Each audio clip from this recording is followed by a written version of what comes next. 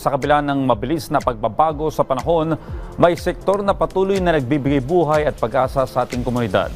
Sa rehiyon ng Bicol, ang dedikasyon at tiyaga ng mga lokal na magsasaka ang nagpapanatili sa sigla ng agrikultura. Panoorin po natin ito. Ang rehiyon ng Bicol, partikular na ang lungsod ng Naga, ay patuloy na yumayabong sa sektor ng agrikultura dahil sa sipag at tiyagang ibinibigay ng ating mga magsasaka na nanatiling buhay at matatag ang agrikultura ng rehiyon. Ngunit sapat ba ang sipag kung walang maayos na daloy ng tubig? Dito pumapasok ang malaking papel ng National Irrigation Administration. Sa kanilang programang libreng irigasyon, hindi na kailangang mga magsasaka sa babayaring patubig.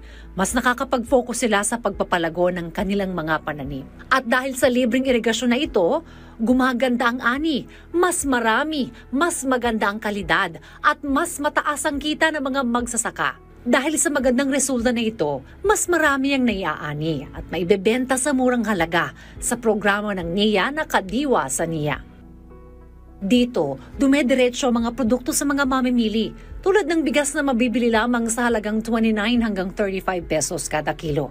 Bakit mahalaga yung pagkakaroon po ng mga kadiwa? Paano po kayo natutulungan yan? Opo, kasi nabibigyan po kami ng pagkakataong ma-promote po at mabenta po ng aming mga produkto. So ito po isang avenue po ito para po tumaas po ang kita namin at mas makilala pa po ng mga tao yung aming organic products po. Kasi organic po ang aming mga panindang bigas. Kumikita naman? Kumikita po. Kumikita po.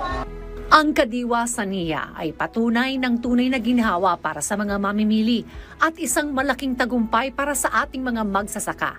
Ang irigasyon ay hindi lang simpleng tubig.